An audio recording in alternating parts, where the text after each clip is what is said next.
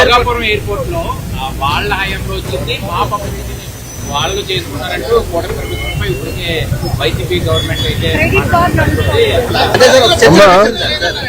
ఒక మాట చెప్పాలి. క్రెడిట్ కోసం ఇక్కడ ఎవరు పోరాడట్లేదు. పని చేసేదానికి, ప్రజలకి పెద్ద ఎత్తున ఉద్యోగాలు, ఉపాధి కల్పించడానికి మేము అహర్నిశలు కష్టపడుతున్నాము. దయచేసి అది గుర్తుపెట్టుకోండి. ఇదే జగన్మోహన్ రెడ్డి గారు ఆనాడు ఏం చెప్పారు? ఎర్ర బస్సు రాని ఊరికి ఎయిర్పోర్ట్ అవసరమా అని చెప్పారా లేదా? వీడియో మీరు చూసారా లేదా? మళ్ళీ ఇప్పుడు ఆయన వచ్చి అన్ని మాటలు మాడితే ఎంతో న్యాయం. నంబర్ 1. నంబర్ 2, ఆనాడు GMR కి సుమారుగా 2600 ఎకరాలు కూటమి ప్రభుత్వం అందజేసింది. నన్ను అడిగితే అది ఇంకా తక్కువ.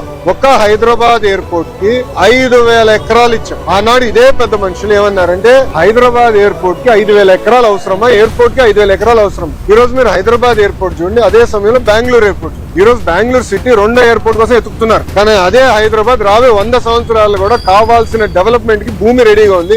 ఇదే టెర్మినల్ ఇంకొక మిర్రర్ కాపీ అటు పక్కన చేయొచ్చు. సో అలా ముందు చూపుతో ఒక విజన్ తో చంద్రబాబు నాయుడు గారు ఆనాడు చేసి, జగన్మోహన్ రెడ్డి గారు అధికారంలోకి వచ్చిన తర్వాత GMR కి ఇచ్చిన భూమి కూడా వెనక్కి తీసుకున్నాడు. సుమారుగా 600 ఎకరాలు వెనక్కి తీసుకున్నాడు. కూటమి ప్రభుత్వం తిరిగి వచ్చిన తర్వాత ఆ భూమి మళ్ళీ GMR కి తిరిగి ఇచ్చారు. ఎందుకు ఇచ్చారు మనం చెప్పాలి. కేవలం ఒక ఎయిర్పోర్ట్ లో ఫ్లైట్ ల్యాండ్ అవుతాము, ప్యాసింజర్స్ దిగుతాం, ప్యాసింజర్స్ ఎక్కి వెళ్ళిపోతాం కాదు.